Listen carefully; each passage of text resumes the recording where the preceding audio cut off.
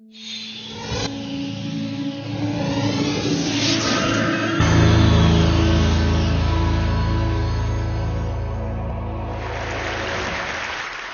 know, for me, the interest in contemporary forms of slavery started with a leaflet that I picked up in London. It was the early 90s, and I was at a public event, and I saw this leaflet, and it said, "There are millions of slaves in the world today," and I thought, no way, no way. And I'm going to admit to hubris, because I'm going to admit to you, I also thought, how can I be like a hotshot young full professor who teaches human rights and not know this, so it can't be true? Well, if you teach, if you worship in the temple of learning, do not mock the gods, because they will take you, fill you with curiosity and desire, and drive you with a passion to change things. I went out and did a lit review. 3,000 articles on the keyword slavery. 2 turned out to be about contemporary. Only 2. All the rest were historical. There were press pieces, and they were full of outrage. They were full of speculation. They were anecdotal. No solid information. So I began to do a research project of my own. I went to 5 countries around the world. I looked at slaves, I met slaveholders, and I looked very deeply into slave-based businesses. Because this is an economic crime. People do not enslave people to be mean to them. They do it to make a profit. And I got to tell you, what I found out in the world, in 4 different continents, was depressingly familiar. Like this. Agricultural workers in Africa, whipped and beaten, showing us how they were beaten in the fields before they escaped from slavery and met up with our film crew. It was mind-blowing. And I want to be very clear. I'm talking about real slavery. This is not about lousy marriages. This is not about jobs that suck. This is about people who cannot walk away. People who are forced to work without pay. People who are operating 24/7 under a threat of violence and have no pay. It's real slavery in exactly the same way that slavery would be recognized throughout all of human history. Now, where is it? Well, this map in the sort of redder, yellower colors are the places with the highest densities of slavery. But in fact, that kind of bluey color are the countries where we can't find any cases of slavery. And you might notice that it's only Iceland and Greenland where we can't find any cases of enslavement around the world. We're also particularly interested and looking very carefully at places where slaves are being used to perpetrate extreme environmental destruction. Around the world, slaves are used to destroy the environment, cutting down trees in the Amazon, destroying forest areas in West Africa, mining and spreading mercury around in places like Ghana and the Congo, destroying the coastal ecosystems in South Asia. It's a pretty harrowing linkage between what's happening to our environment and what's happening to our human rights. Now, how on earth did we get to a situation like this, where we have 27 million people in slavery in the year 2010? That's double the number that came out of Africa in the entire transatlantic slave trade. Well, it builds up with these factors. They're not causal, they're actually supporting factors. One is we all know about, the population explosion. The world goes from 2 billion people to almost 7 billion people in the last 50 years. Being numerous does not make you a slave.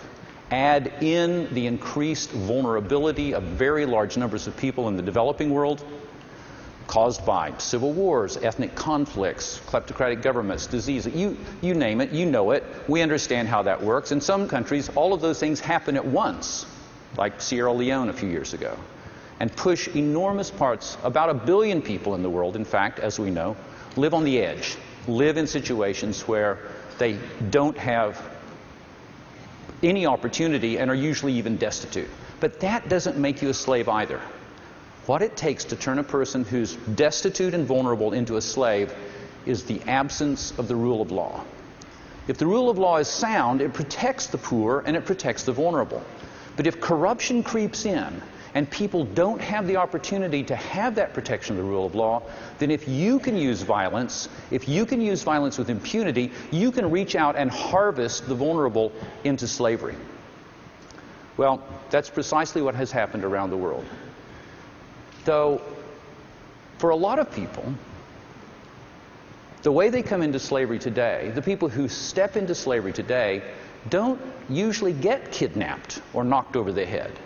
They come into slavery because someone's asked them this question. All around the world, I've been told an almost identical story. People say, I was home, someone came into our village, they stood up in the back of a truck, they said, I've got jobs, who needs a job? And they did exactly what you or I would do in the same situation. They said, that guy looked sketchy. I was suspicious, but my children were hungry. We needed medicine. I knew I had to do anything I could to earn some money to support the people I care about. They climb into the back of the truck, they go off with the person who recruits them. 10 miles, 100 miles, 1,000 miles later, they find themselves in dirty, dangerous, demeaning work. They take it for a little while, but when they try to leave, bang, the hammer comes down, and they discover they're enslaved. Now, that kind of slavery is, again, pretty much what slavery's been through all human history. But there is one thing that's particularly remarkable and novel about slavery today, and that is a complete collapse in the price of human beings.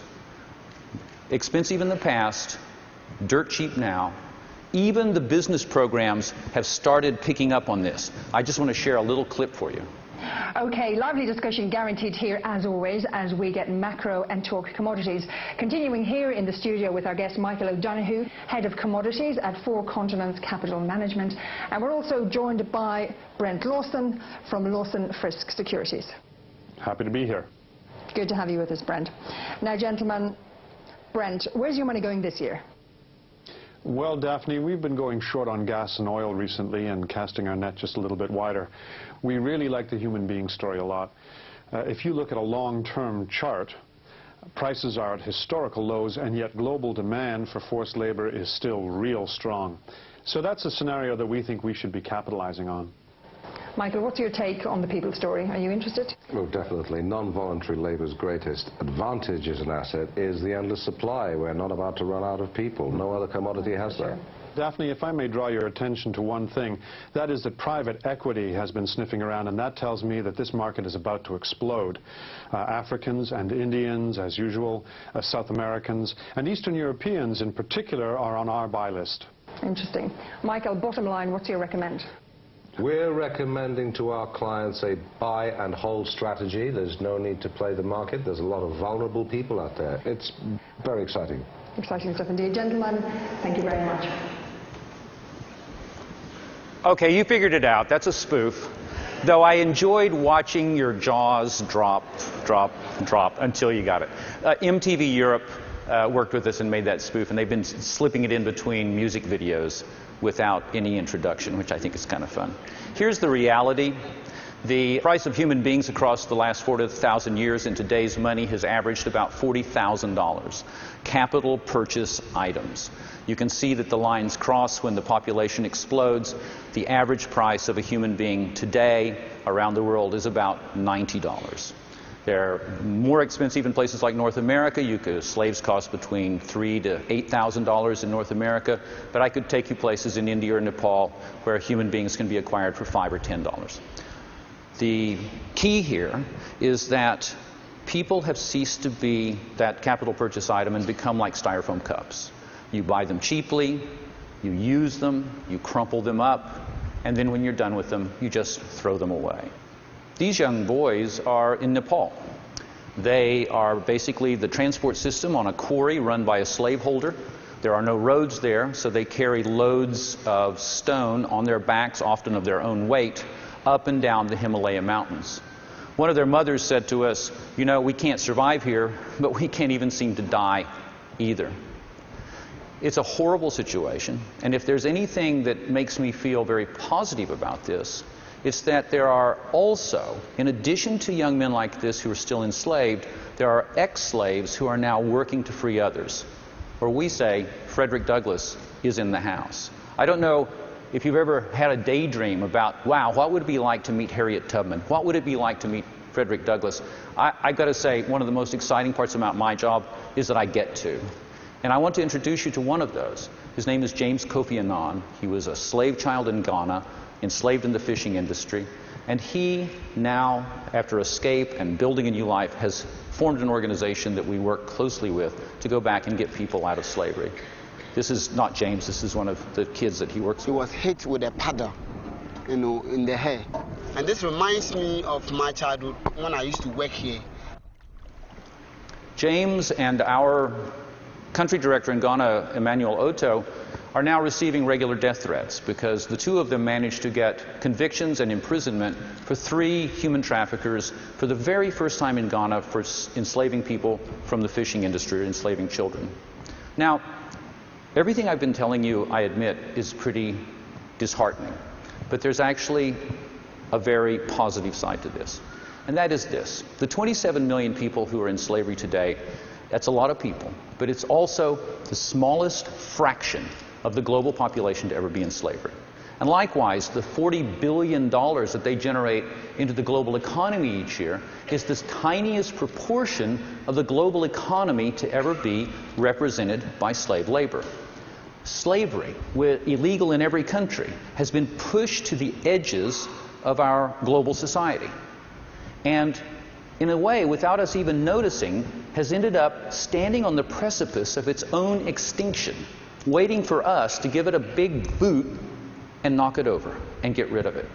And it can be done. Now, if we do that, if we put the resources and the focus to it, what does it actually cost to get people out of slavery? Well, first, before I even tell you the cost, I got to be absolutely clear. We do not buy people out of slavery. Buying people out of slavery is like paying a burglar to get your television back. It's abetting a crime. Liberation, however, costs some money. Liberation, and more importantly, all the work that comes after liberation. It's not an event, it's a process. It's about helping people to build lives of dignity, stability, economic autonomy, citizenship. Well, amazingly, in places like India, where costs are very low, that family, that 3-generation family that you see there, who were in hereditary slavery. So the granddad there was born a baby into slavery. But the total cost, amortized across the rest of the work, was about $150 to bring that family out of slavery and then take them through a 2-year process to build a stable life of citizenship and education. A boy in Ghana rescued from fishing and slavery, about $400. In the United States, North America, much more expensive, legal costs, medical costs. We understand that. It's expensive here, about $30,000. But most of the people in the world in slavery live in those places where the costs are lowest. And in fact, the global average is about what it is for Ghana. And that means, when you multiply it up, the estimated cost of not just freedom, but sustainable freedom for the entire 27 million people on the planet in slavery is something like $10.8 billion. What Americans spend on potato chips and pretzels. What Seattle's going to spend on its light rail system. Usually the annual expenditure in this country on blue jeans.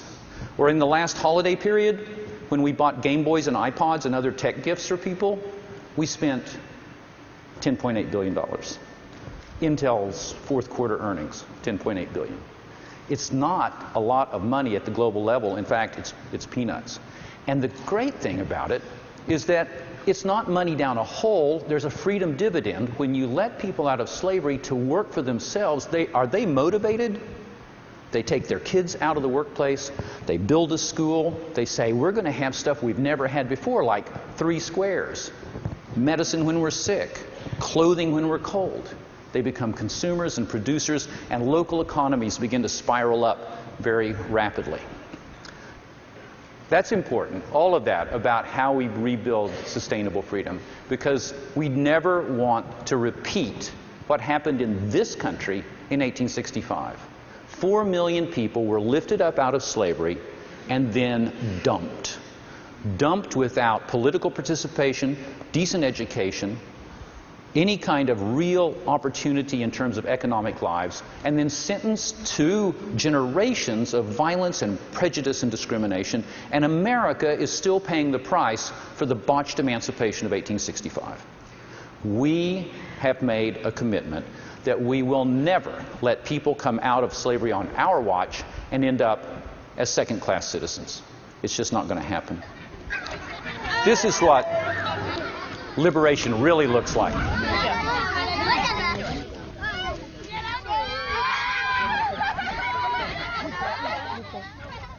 Children rescued from slavery in the fishing industry in Ghana, reunited with their parents, and then taken with the parents back to their villages to rebuild their economic well-being so that they become slave-proof, absolutely unenslavable.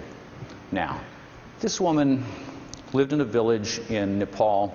We'd been working there about a month. They had just begun to come out of a hereditary kind of slavery. They had just begun to light up a little bit, open up a little bit. But when we went to speak with her, when we took this photograph, the slaveholders were still menacing us from the sidelines. They hadn't been really pushed back. I was frightened. We were frightened. And we said to her, "Are you worried? Are you upset?" She said, "No, because we've got hope now." How could we not succeed, she said, when people like you from the other side of the world are coming here to stand beside us?